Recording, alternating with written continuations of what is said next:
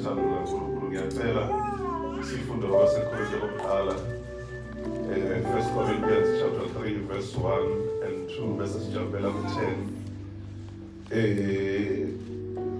1 Corinthians chapter 3 verse 1 and 2 then bese verse 10 bese kuba incwadi yethu besifunda kwesibili uLuke chapter 18 verse 1 to 8. Sizocela nje sizovula sifundele ngesizulu 1 Corinthians chapter 3 verse 1 and 2 bese 10 bese Luke chapter 18 verse 1 kuya verse 8. Amen.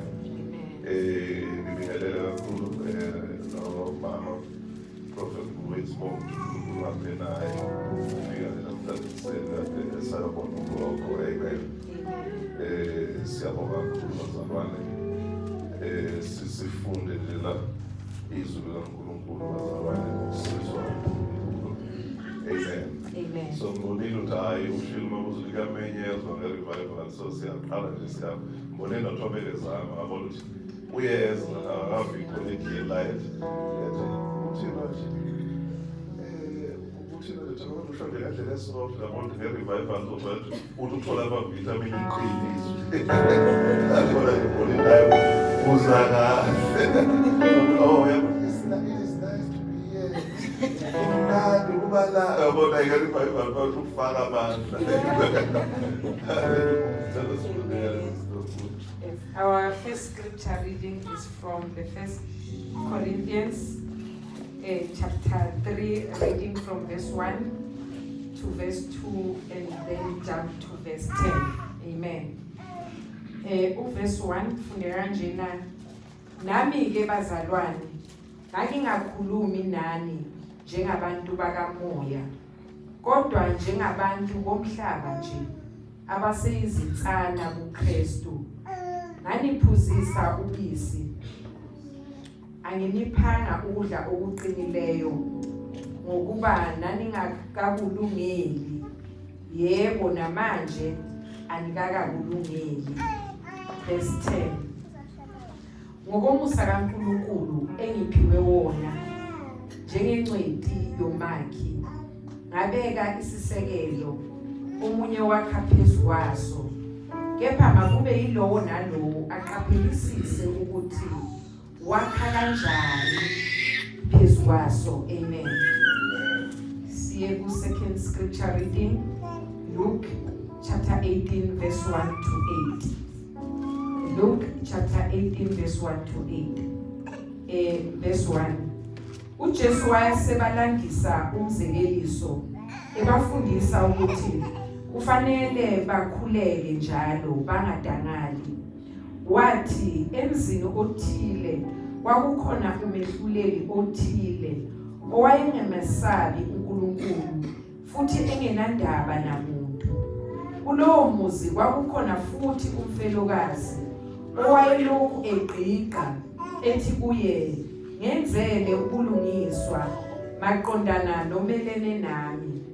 Kwaba isikhathi eside umehluleli engathandi, kepha kamuva wadlinza wathi, nakuba ngingamesabi uNkulunkulu futhi ngingenandaba namuntu, kodwa-ke ngokuba lo mfelokazi ulo engibelesele ngiza kumenzela ubulungiswa futhi ekugcineni angicasule.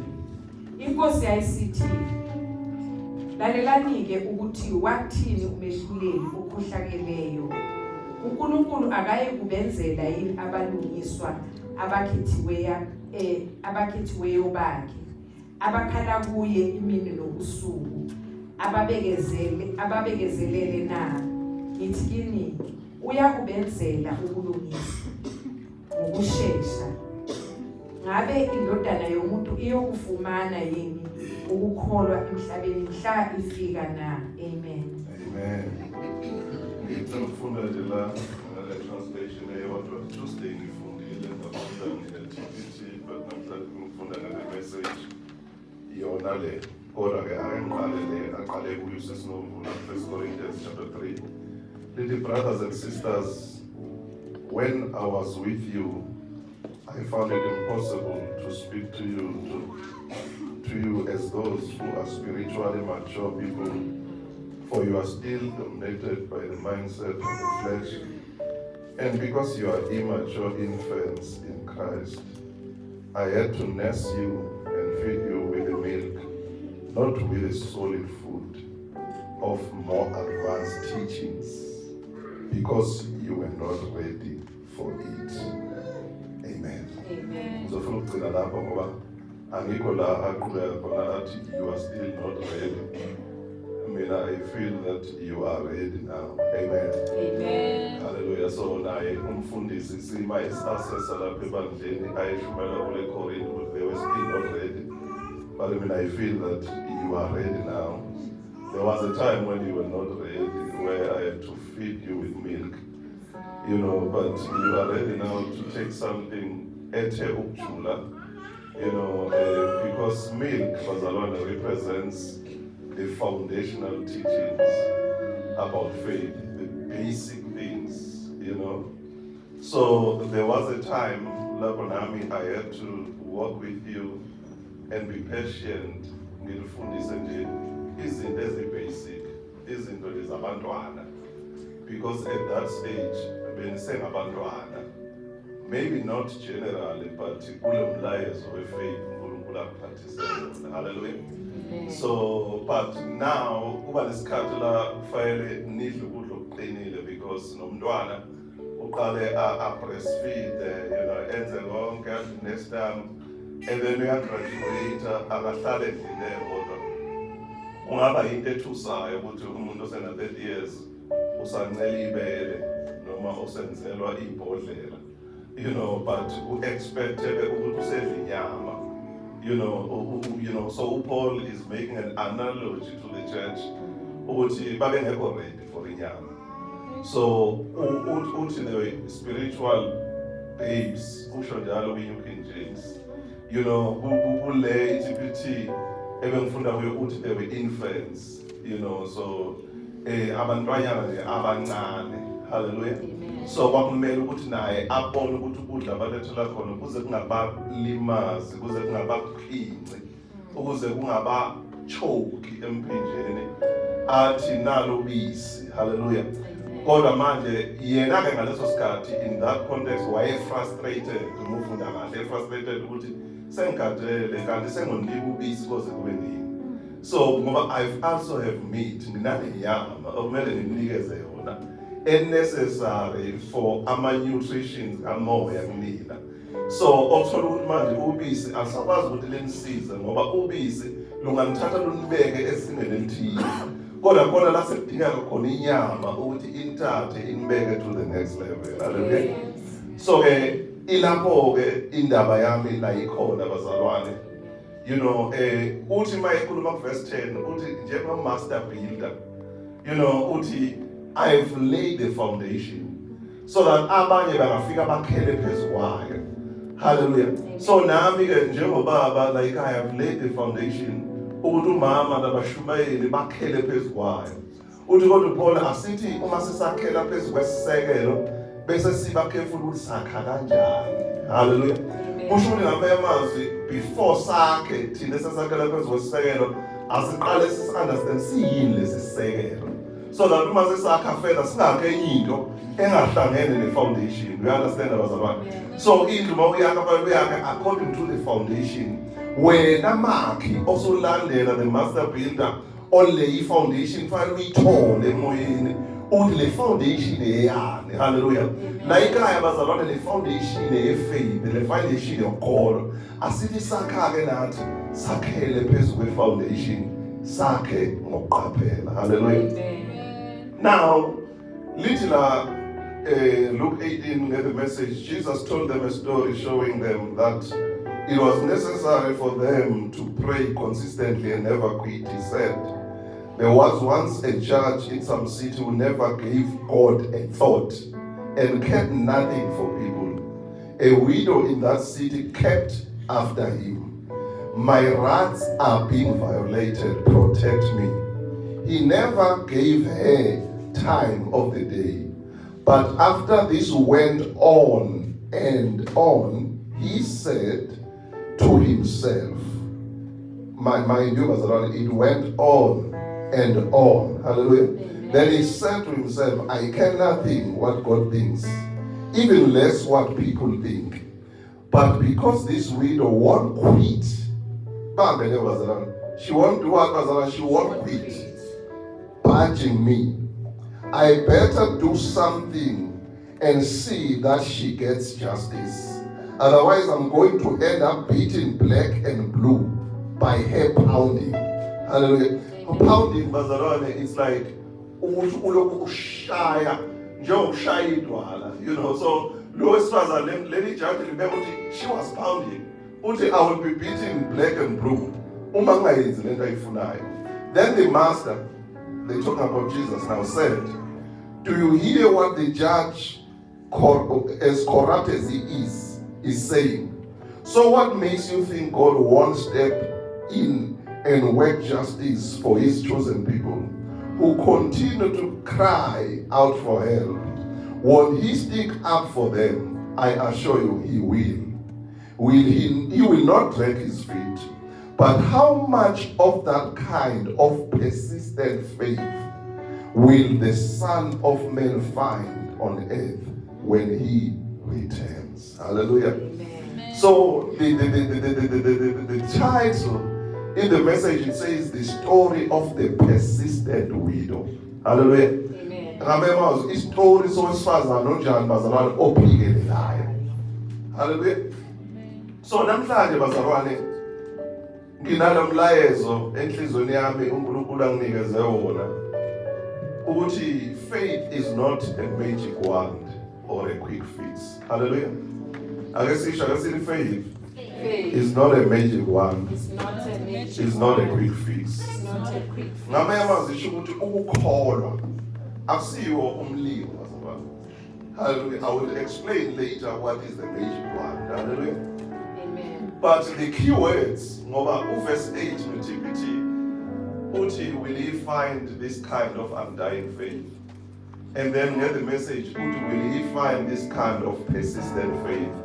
So the key words, when you combine this translation, bazalwane, because I'm going to teach this, ngiyithelile ingelosi uthi le ngelosi ephakamayo yokushumayela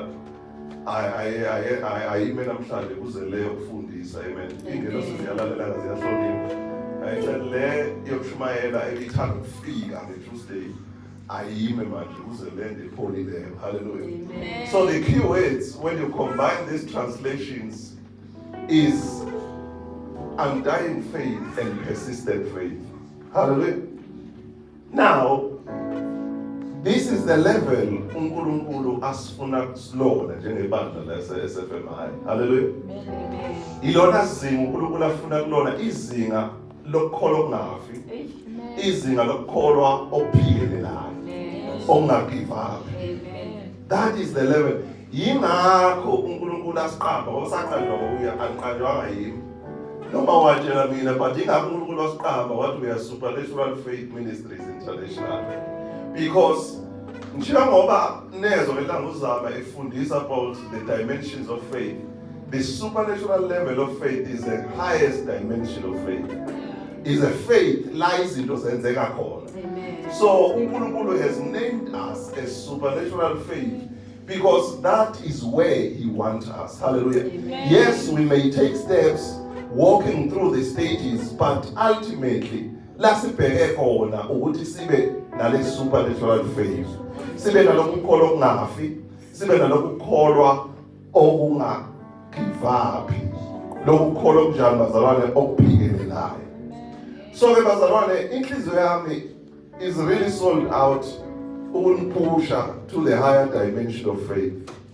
In fact, bazalwane, ubizo lwami la emhlabeni ngokweministry, it's all about to unearth the giants of faith. It's all about to build you up in faith.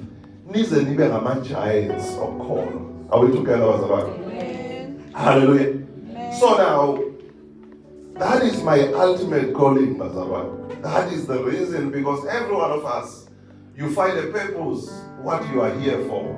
So ministry-wise, I know ukuthi ngilapha for le ndaba yokukhona bazalwane. Hallelujah. So I was telling you on Tuesday ukuthi when we're driving, coming back from Lateran and Welezane, my wife was saying, hey, you know, whereas it was so difficult, you know, and the instruments somehow bekunaphica lokuthile kodwa wathi yazi ngibonile ukuthi yazi lo mfundisi lo esho mina fanele mawumbeka nje fanele bayevula umlomo akhulume ngefaith because uma ngabe ekhulume ngefaith yonke into ukuthi kuye kwaba lobiqiliki akusezokubonakala because yilo kanjani abizelwe khona. So ngamanye amazwi, that is my purpose on earth, bazalwane. For me ukuthi ngi-achieve le purpose fanele ngibe patient, ngibe nokubekezela, and ngi-repeat, ngiphinde ifundiso, and ngiqhubeke ngithi hit on the same notes and the same tunes until something supernatural manifests empilweni zenu. Are we together, bazalwane? Amen. So fanele ngibe nalokubekezela ngokuphinda. Ngingasho ukuthi hayi labantu bafundisile lento last week, bafundisile lento last year, but ngibe nalokubekezela kokuphinda as a master builder uPaul akhuluma ngaye, obeka isitini phezu kwesitini ngokucophelela. Kube nomnyoninco okuthile, kube ne-reputation ethile because isitini sisuka phansi yaphezulu sibeka ngendlela efanayo.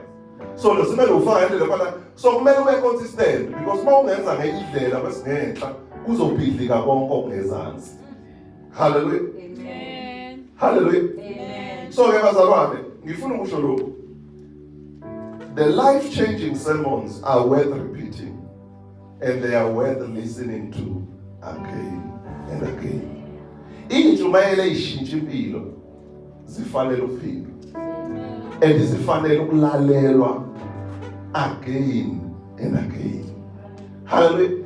So if injumayelo has the capacity to change your life, sometimes you don't get it first time, you don't get it second time, but you get it third time. Kusho ngamazwi kufanele ube nepatience yokuphila, kufanele ube nepatience uwe nawe ukuthi ukwazi ukulalela into efanayo, ungazi lento ngangizwile last week, ukwazi ukuyilalela because khona okuthile ozokuthola ngesikhathi uyilalela kwesibili, khona okuthile ozokuthola ngesikhathi uyilalela kwesithathu. So that is why bazalwane, I started on Tuesday and I'm repeating the same scripture, Luke chapter 8, though it's with a different translation, but I'm hitting the same line, I'm hitting the same tunes. And I promise you, if you missed it on Tuesday, you're going to get it today. So you could miss it because but even though I won't repeat every Tuesday, but you're going to get it today. You can miss it, but it was too deep, it was too, at another level for you. But you listen to it today, you will get it today. Hallelujah. Amen. And I prayed, Bazalwane, for all of you to be in the same wavelength with me. Hallelujah. I remember one day as I was teaching ukuthi asingavumi ukuthi sisale kubaba, asingavumi ukuthi kube negap. And this is what nomoya ingcwele bengikoshina ngakho nami ukuthi akungabi negap phakathi kwami nomama nabashumayeli bami, akungabi negap futhi phakathi kwamama nabashumayeli nebandla, akungabi negap futhi phakathi kwami nebandla. So let us close the gap ukuze sibe of one mind and sibe of one heart. So what God was telling me was that uma kune gap ngizosounda higher grade, ngisounde ngikhuluma izinto ezixakile, ngisounde nginga-understanding kanti i-message even if iza ngami but ingeyini. So communication is important because communication is the way of getting the message across to others. Hallelujah. Amen. But so that we walk together, as the Bible says, ukuthi ababili ngeke behambe bengavumelani. The two cannot walk together unless they agree. Let there be no gap. Hallelujah. Because my preachers and umama, they are my heartbeat. Hallelujah. And you are important to me. uNkulunkulu ngithubekile. So ngekusiza ukuthi ngikhuluma izinto ezibusisa mina engabusisi nina. So kufanele ukuthi kube habi negap phakathi kwethu. Senze sure ukuthi concerning le message yokholwa we are together, bazalwane. Hallelujah. Amen. Hallelujah. Amen. And I have prayed for all SFMI members to eat faith, to talk faith, to walk faith, to sleep faith, and ultimately to live faith. Are we together, bazalwane? Amen. Ngikhulekile ukuthi yidlala ukukholwa, khulumana ukukholwa, hambana ukukholwa, philana ukukholwa. Hallelujah. Ake sisho kanye manje, ake sithi Lord, Lord, help me help me to eat faith, to eat faith, to talk faith, to talk faith, to walk faith, to walk faith, and to live faith. and to live faith. Nkosi ngisize ukuthi ngidle ukukholwa, ngikhuluma ukukholwa, ngihamba ukukholwa, ngiphile ukukholwa. Asishayele uNkulunkulu ezandla. Hallelujah. Now, I need you, bazalwane, to walk with me step by step in this journey of faith. Sisizwa umoya oyingcwele. Hallelujah. Amen. Sisizwa umoya oyingcwele. As I've already said, over the years I've started slowly, carefully building up this message of faith, patiently feeding you the soft, meek kind of teachings about faith, which are fitting for babies. As a skillful builder, I have patiently taught you the basics of faith. I have laid the foundation so that others can build over it. Hallelujah. Amen. But as I've already said, I cannot keep on teaching you the milk for babies.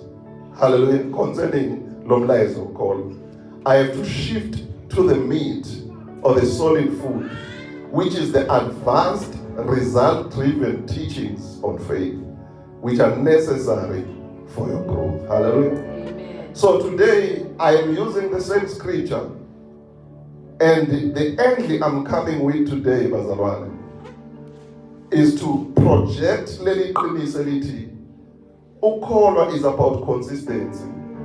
Ukholwa is about persistence. Ukholwa is about the law of repeating, the law of repetition. Hallelujah. So, I am building up the case in order to breed the giants of faith, bazalwane. Hallelujah. Amen. Faith, bazalwane, I see magic wand. What is a magic wand? A magic wand is a superstitious stick esetshenziswa ama-magicians in order to weave magic. Hallelujah. Amen. And a magic wand can also be referred to, a quick process of solving problems. Or if you like it, you can say a quick fix. When you face a complicated situation, you are looking for some magic so that it can solve your problems in 1 hour. Faith, bazalwane, is not an instrument to solve your problems in 1 hour. Are we together, bazalwane? Amen. Your problems are too deep to be solved in 1 hour. Faith is not an instrument to solve your problems in 1 hour. It's not some magic, bazalwane. Hallelujah. Amen. But faith is a biblical and supernatural principle. Hallelujah. Amen. Amen. So faith is a biblical and supernatural principle. It demands consistency and persistence. The widow last funde khona noma lo mfelokazi last funde khona wa display ukuphikelela. Hallelujah. Amen. So she displayed persistence and consistency. Approaching leli jaji elingalungile. Kodwa elokhe ebuyile yaze yaxazulula inkinga yakhe. And kwakukhona kwangempela lokho bazalwane. Kwangesiyi quick fix. Because she kept on doing the same thing. She will come today azothi amalungelo ami aviolated. Ngenelela ukuba ngithola ubulungiswa. Kungenzeki lutho. She will come tomorrow athi ngibuyile. Ngithe izolo amalungelo ami aviolated. Ngenelela ukuba ngithola ubulungiswa. She will come next week and bengikhona last week. Ngithe amalungelo ami aviolated. Ngenelela ukuba ngithola ubulungiswa. She will come next month and last month I was here. Ngilokhu ngisho leyo ukuthi amalungelo ami aviolated. She will come next year and say last year I was here and angeke nguyeke. As long as usaphefumula mhlawumbe uyosindiswa ukufa. But mawusaphefumula ngithi mina amalungelo ami have been violated and ngidinga ubulungiswa. Hallelujah. Amen. And this even judge uthi mina nginandaba nalonkulunkulu to start with. Lo muntu lokhu uNkulunkulu anginamsebenzi naye ukuthi ucabangana ufunana anginandaba naye. Angimfundi. Let alone abantu bakhe anginandaba nabo ngisho kakhulu. Kodwa lo muntu uzombulala lo muntu. Ngoba akayeki ulokhu ebuyile. Uthi indlela phela ezongenza lo muntu angiyeke ukuthi ngiyenze lento ayifunayo. Angiyenzi lento ayifunayo ngoba ngithanda. Angiyenzi lento ayifunayo ngoba ngimthanda. But ngiyenza lento ayifunayo ngingamthandi nginjalo ngoba lo muntu une-principle yokuphikelela lo muntu. Lo muntu une-principle yokungagive up and ngiyakhathala manje. Lo muntu uyangisuffocate.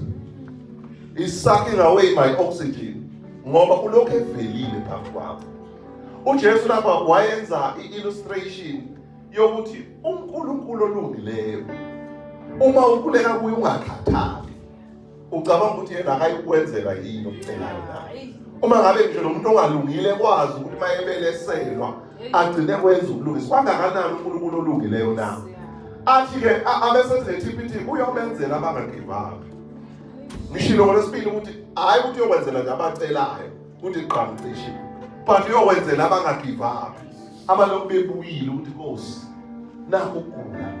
Nkosi nakho ukuxakeka. So ngamanye amazwi abanye bayogive up endleleni begcine bengenzelwanga. Ngoba baqale kahle kodwa bagive up. Kodwa bayokwenzelwa laba abaphikelelayo. Are we together bazalwane? Amen. Hallelujah. Amen. Ukuthi ke bazalwane ukukholwa is about consistency. And ngifuna ukuthi bazalwane njengoba ngishilo kufanele wazi ukuthi unless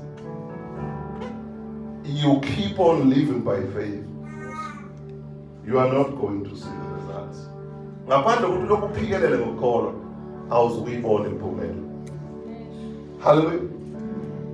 Ngaphandle kokuthi uphikelele ekukholweni awuzuyibona impumelelo.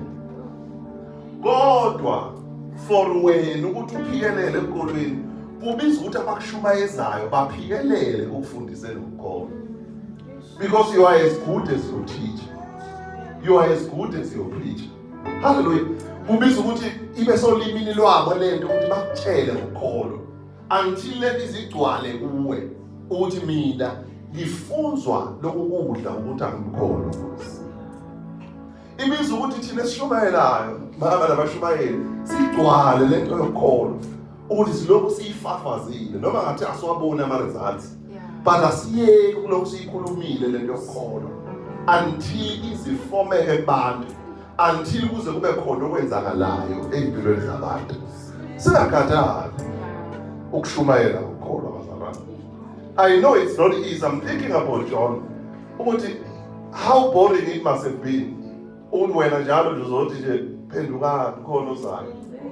Ucabangela amaqhawe ngayisho ngisho nazoyisho ngayiphinda ngisho engakayisho.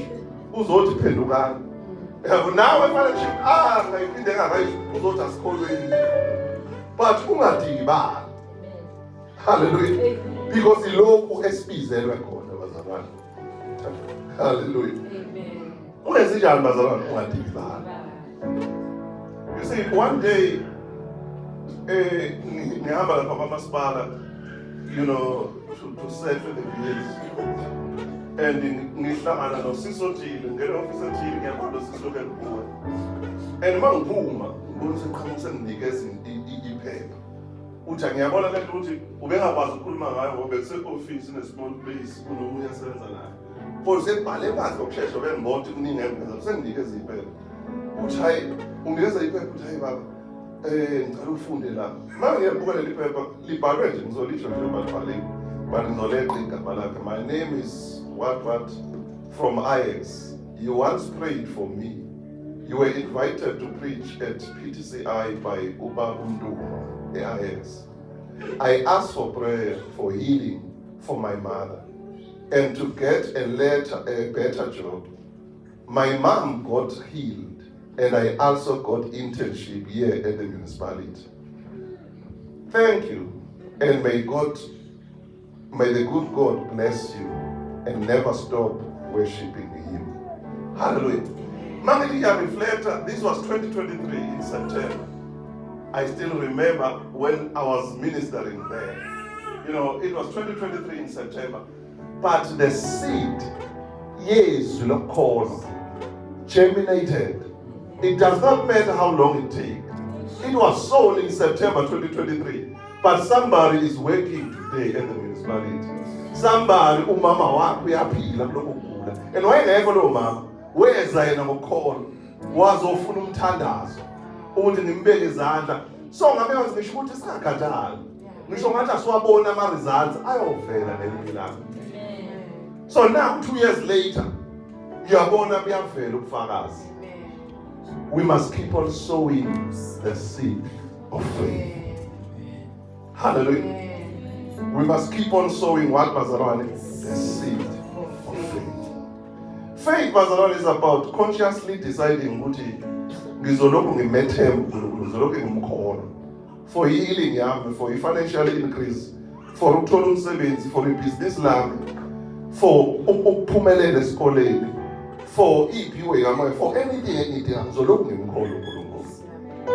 Akusho lutho ukuthi thatha isikhathi esingakanani ukuthi breakthrough yenzeke, kodwa angizonyakaza ekumkholweni uNkulunkulu for supernatural intervention.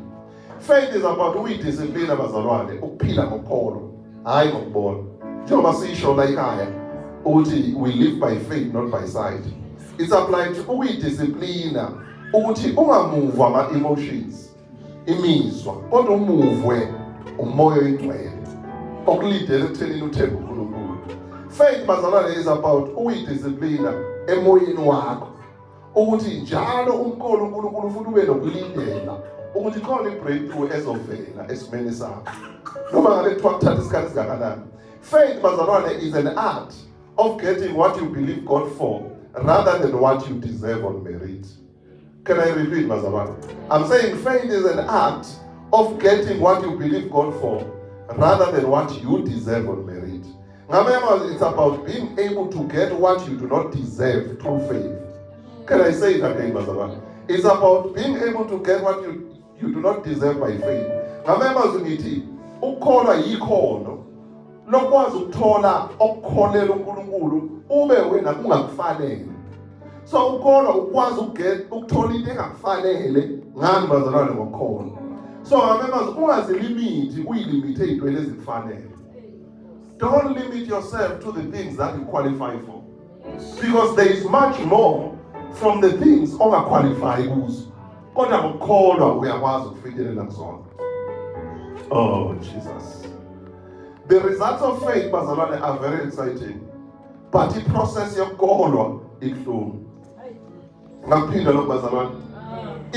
The results, impumela yokukholwa iyajabulisa, kodwa inqubo yokuphila ngokukholwa ibuhlungu. The results of faith are exciting. The process of living by faith is not exciting at all. It can be cumbersome, it can be burdensome, it can be overwhelming. It can be in contrast with your emotions. Remember, impilo yokuphila ngokukholwa ingakusinda, ingabonakala inzima, ingabonakala iphambana nemizwa yakho. Kodwa mawuzobambelela kule mpilo yokukholwa, uzozubone lephumela ezokujabulisa. Kodwa kuyenzeka kwesisikhathi ukuthi ngesikhathi ubhizi nale nqubo yokukholwa, uthola ukuthi uzithola uconsumer izimo, uzithola udefeatwa izimo. So lento ithi, bazalwane, you need to be spiritually disciplined ukuze uphumelele ngokukholwa. You need to be spiritually disciplined in order to triumph by faith. Faith, bazalwane, is about literally taking God at His word without listening. Ingokuthatha uNkulunkulu ezwini lakhe ungacabangi. Ukuphila ngokukholwa, bazalwane, kudinga ukuthi ushifte from ukurelya ekuhlakanipheni kwakho kodwa urelye kwi-supernatural power of God. Can I say it again, bazalwane? Faith is about shifting from relying on your human intellect into relying on the supernatural power of God.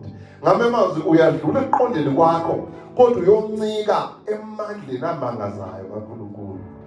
Uma ngabe uNkulunkulu enginikeza le concept yes, supernatural faith, which led to the formation of this church. Wamnikeza imandate yokuthi mina qala, I must grow to the level of Christian faith. I must grow to the level of supernatural faith, which is an illogical level of faith, and the level of radical faith, which is only possible through resting in God, which brings assurance ukuthi noma yini oyikholela uNkulunkulu iyobajamba zabantu iyokwenzeka. And le level lebazalwane, i-level le abanye abantu abakholwayo abangayi-understand. It is the level abanye abantu abakholwayo abafeel ukuthi it's too extreme. Hallelujah. And it's true, bazalwane, it's extreme. We've got to be extreme kule ndaba yokholo. Hallelujah.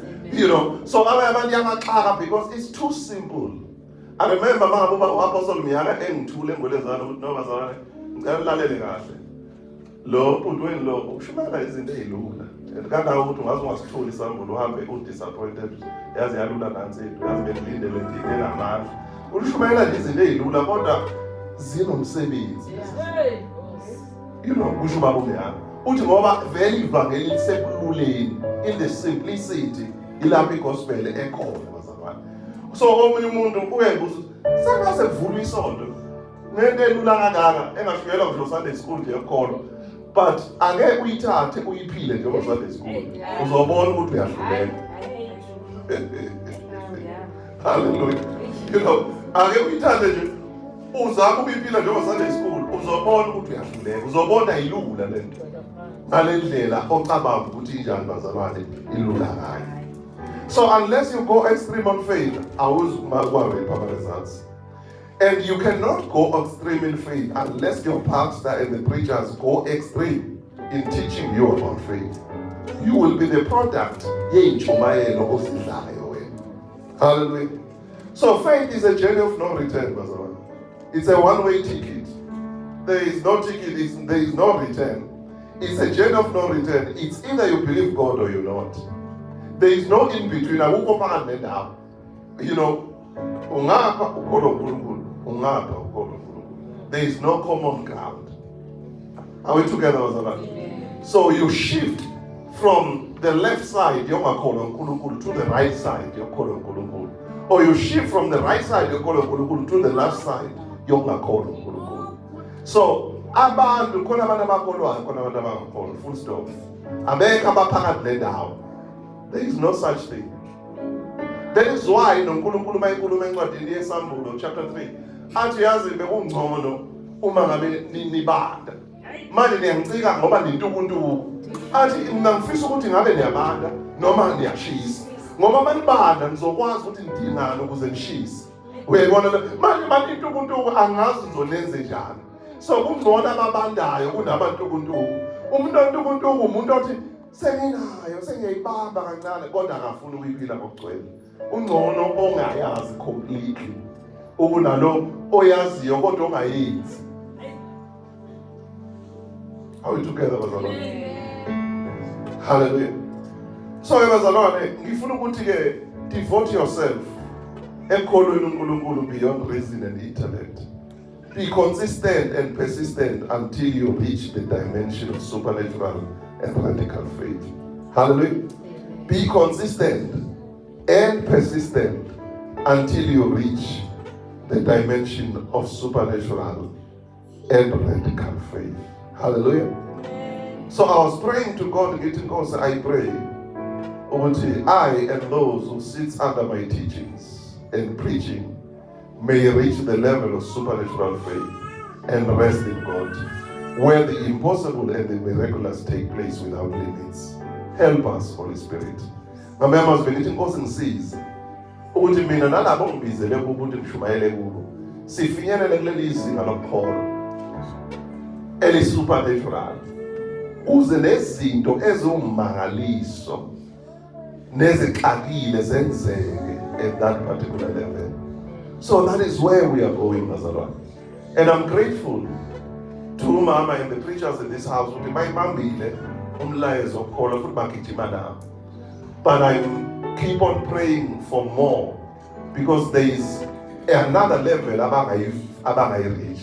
as much as beyibambe kamnandi kanjena, but there is another level abangayireacha kuleli ivangeli lokukhona for your own benefit, bazalwane.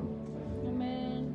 Until we get to the level whereby akusho lutho ukuthi kumi ubaba, kumi umama, kumi uzama, kumi ufikile, kumi unovula, noma kumi ama-youth preachers, you know, uthobeka lokubhala kuyafana, nolungelo kuyafana. The level is the same. The standard is the same. And the standard is faith. Ungathi uma kufika umuntu la ngingekho athi umuntu ngaze ngakhubeka nezo noma beshumayela ku Facebook noma ngabona iclip mangiyafika lapha kufice enye into ngithi lenda ihlangana nomalo le kuthiwa akekho uthi usefacebook ukuthi ngifice enye into nje leyo nto ayikhombisi ukuthi kusebandleni eliholo ngumalo lapha ufane kube nesinage athi umuntu ngimfice ngeke umalo but ngivele ngafica unxumalo abaningi khona omunye unxumalo wesifazane ngimficile khona omunye unxumalo wesilisa ngimficile ngezwa lento eyangidrowa yangiletha kuleli bandla. Hallelujah. Phela bazalwane besike sivakashe nathi emabandleni ngoba sizwe umfundisi wakho lothile sihamba mhlawumbe uthi uyegula uthi uyavela ngekho uyakhuleka ukuthi kuthiwa isane yakhe uvele uzwe ukuthi eyablesana izalelo uzwe ukuthi iphuma uhamba what son is this? Ubuye udumele usulegula kusekho into ozoyenza manje akukho ne-refund yopetrol usuje ngaze nga-disappointed lo baba lona akosho uma engesibabikho singavakashi. Hallelujah. So sifike ukuthi sifikelele kuleyo level ukuthi the message is the same. Hallelujah. The intensity, the clarity of the message is the same. We are not confused. Ukuthi singobani, sibizelweni, senzani. Uyayibona le nto leyo? No, like father, like son, like father, like daughter. You know, kungashiyo ukuthi ayizivese afike kwathiwa kushumela unkosikazi wakhe.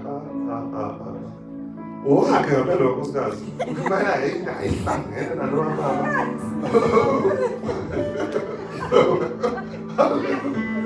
Kuthiwa ngempela wakhe. Hayi, uyamzonda uyamsabotaja lo mfazi simzwile ayihlangane nomyeni wakhe. Don't sabotage me. Asibambisane kulo mlayezo okuphushela abantu ekholweni uNkulunkulu. Abantu abaningi beze la ngenxa yale faith. Yona balethela bayidinga le faith. Ayiphume emloyeni yethu. Hallelujah. Bathi ke bazalwane okubalekile ukuthi philani lokukholwa. Ngiphushela manje to 11 ukuthi msana ukulalela nje kuphela but uphileni manje ukholwa. Uphileni ukholwa. Uphileni njalo mntwana oyengangazi nomngazi. Ngingasiyena umfundisi wakho kodwa wathi mangibizi athi khona wathi ngizoya nje kufike ngisho ukuthi uma uyagula ngiphi umsebenzi ngizoyikholwa lento ayishumayelayo umuntu yakho. Mhlawumbe angijwayele ukuyizwa kodwa ngiyikholwa leyo. Yenze njalo ekugcineni yaba nama-results. We getting to the level where our faith must produce results. We're not preaching just because we can preach, but we are preaching because we expect results. And our faith must be result driven. So ngamanye amazwi nani nabashumayeli nikhulumane khona isabaliseni faith. Uma colleagues zenu isabaliseni faith ebabangani benu emndenini isabaliseni faith bonakala ukuthi ngabase supernatural faith. Ngempela. Hallelujah. Ngempela. uJesu wayenza njengoba kwakhe ingakho kunecule lithi ngempela lo uyindodana kaThixo. Hayi ngoba befana, ngoba babempofu bobabili uNkulunkulu noJesu. Kungenxa yemisebenzi wabonakala lo indodana kaThixo. So now ifika kuthiwa ngempela lo wase supernatural faith. Iyazwakala ifaith ayisuki olimini lwakhe. Hallelujah. Ayisuki olimini lwakhe wase supernatural uyayitshala. Uyitshala enganakile. Kuyoqhuma ngelinye ilanga. Hallelujah. Akakhathazekile ukuthi lokho eqalaza ukuthi iqhuma nini, kodwa ngelinye ilanga kuyoqhuma seqhuma. Hallelujah. Ukholo bazalwane. Faith, that was my title. It's not a magic wand. It's not a quick fix.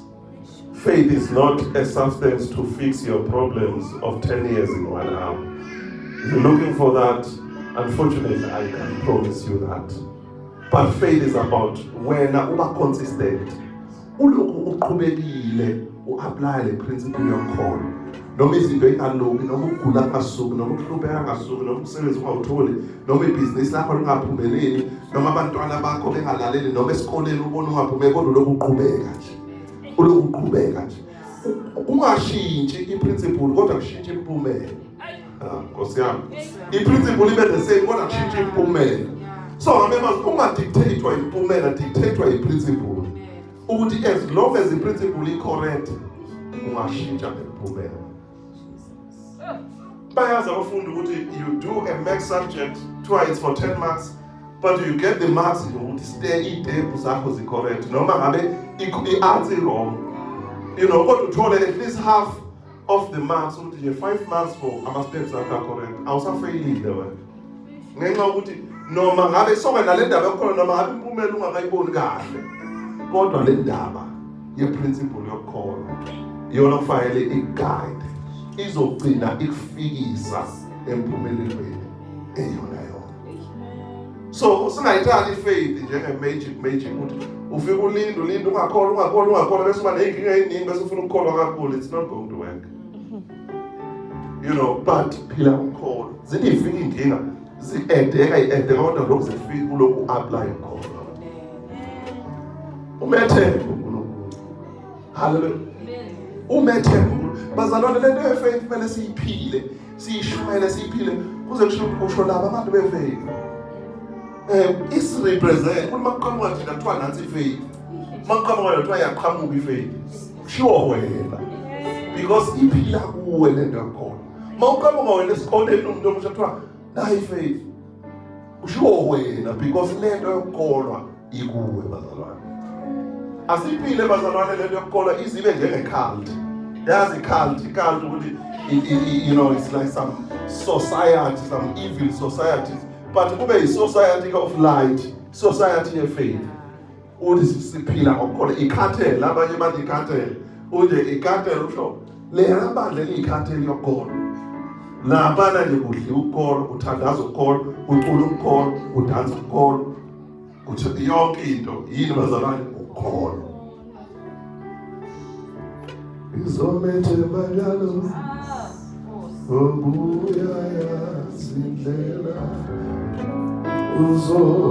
uzongihola Yesu angisekeli phela ezulwini ngola asu